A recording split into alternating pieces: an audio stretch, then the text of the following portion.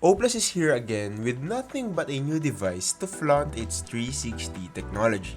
The O Plus 360 Alpha Plus is not only an immediate follow-up to the company's Pride category, but it is also the second iteration of the earlier device, the O Plus 360 Alpha.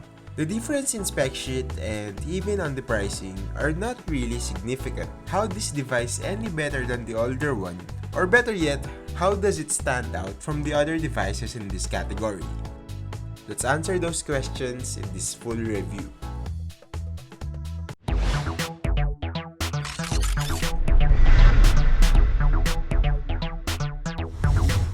The O Plus 360 Alpha was the smallest device in the company's category because of its screen size. Other smartphones like the 360 HD and the 360 Extreme had 5-inch and 5.5-inch displays respectively. And now, with the second iteration, the O Plus 360 Alpha Plus still holds the same dimension, which is still at 4.5 inches. The device also still uses plastic as the material of choice in construction, although this thing attains a more subtle, yet has a look that is pleasing in the eye. The back portion has this simplistic look in it, which has a for professional visual feel.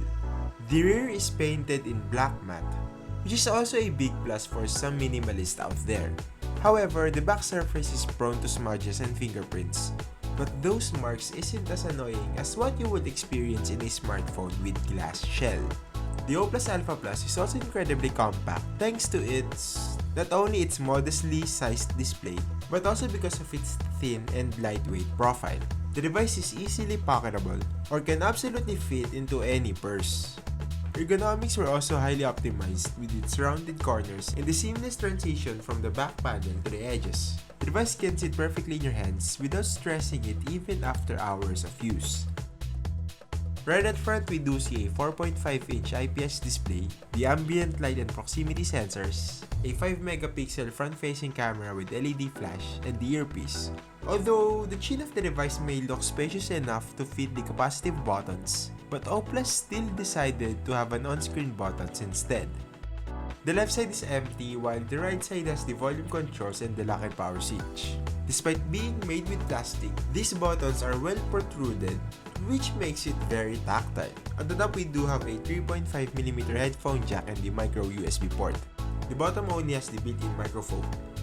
At the back, we also see a 5-megapixel sensor with LED flash, the contact for the 360 feature, and the loudspeaker at the bottom right. The speaker's performance is pretty decent. The volume is pretty loud and well balanced. The lows and highs are there and can be easily perceived by the ears, although there's no deep and thumping bass. The Alpha Plus houses a 4.5-inch IPS display with 960 by 540 resolution and has 254 pixels per inch. The device's underwhelming pixel count may be forgivable considering its display size and the amount of money you'll be paying for this one. But how much you can tolerate this saddening screen resolution will really depend on to what you are using it for.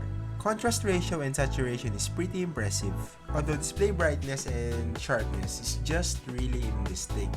Sure, the display is alright for reading any forms of text and checking out social media, but it is in visually enthusiastic contents that the display may show infirmity. Videos from YouTube are capped to a maximum resolution of only 360p. I also tried to import a 1080p video on the device's internal storage, and the video playback still shows the same results. And of course, this quality still hangs around when playing games or viewing photos. As expected to any IPS display, viewing angles is terrific on this one. You can conveniently use the display at any angles without the occurrence of any color or contrast shift. Although outdoor visibility is just middling as the screen doesn't beam that much light. The display may not be the sharpest of them all, but it was still able to get the job done. The device is powered by MediaTek's 1.3 GHz quad-core processor with 1GB of RAM and a Mali 400MP GPU. With that said, overall performance have been pretty satisfying for as long as you're not a demanding user. Light or day-to-day apps works alright, although some tiny jerks like when scrolling through the social media feeds are present, but still bearable and not irritating enough. The chipset's performance while gaming is also pretty acceptable. Games like Plants vs. Zombies and Real Racing 3 run seamlessly. However, I saw the device struggle a lot when I ran a benchmark test called 3D Mark. There were a lot of frame drops as the benchmark's action-packed visualization played through, which basically translates how the device may struggle with applications with a lot of heavy frame renderings.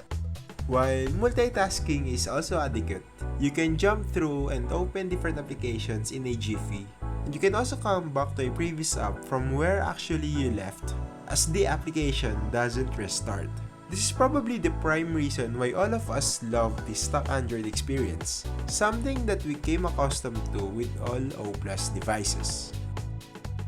Depending on what your preferences are, that you might find this disappointing or maybe not.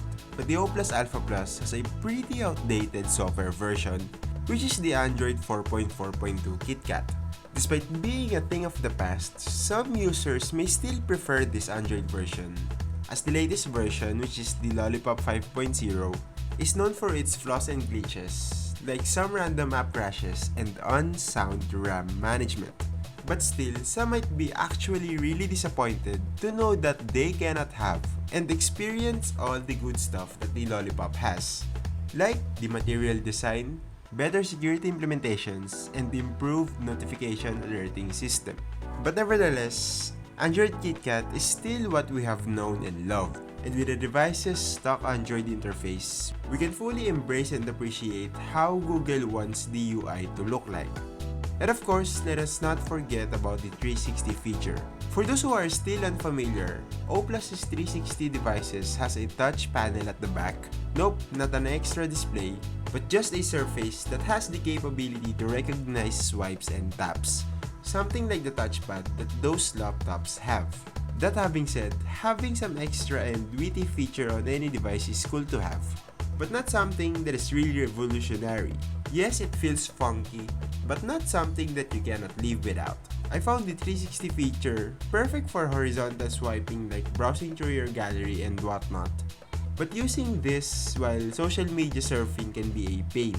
The module at the back isn't responsive enough, which makes swiping through the actual display makes browsing a lot more faster. Also, the panel will sometimes mistakenly register my swipes as taps, thus accidentally opening a link on the newsfeed or unwillingly liking someone's post. However, this thing is perfect as a shortcut button to instantly launch any app, which can be configured in the settings menu. It also works as a shutter button, which makes more sense when taking selfies, as you can conveniently take snaps without the hassle of reaching on that on-screen button. Speaking of selfies, the self-portrait lovers may just have a special place in O+'s heart. The device's maxim is being a pro selfie device. This is being practiced with the help of the company's Selfie Fix innovation, which is basically a remodeled camera app and offers some beautification effects. There's a leveler control that softens any photo, which results to a more blurry snaps, hence making your skin look more fairer and making wrinkles and pimple marks less visible. This new feature that the company is promoting may not appeal everybody, but I can see some people actually using it. The Selfie innovation is a whole interface itself, but it is embedded on the native camera app and activated right off the bat as you open it. Shifting to the standard camera app is as simple as tapping the first icon at the top.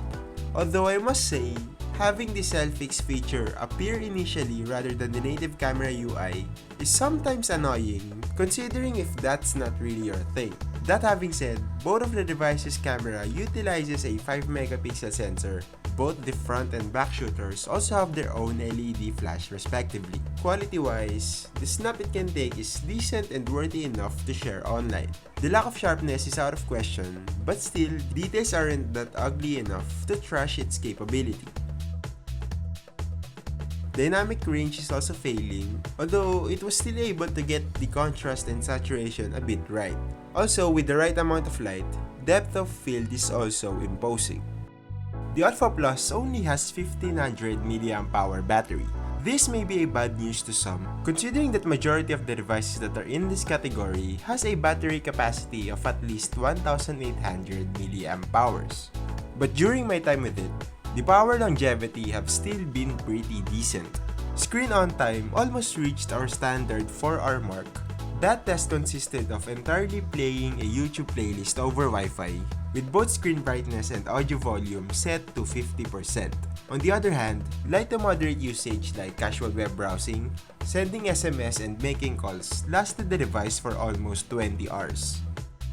Despite of constantly releasing new products in the market, O+ doesn't look like a trigger-happy as what they may actually look like. The company was still able to incorporate some nifty and clever traits to its devices. The Alpha Plus's 360 and Selfie Fix technology are some features that you don't usually see in any devices.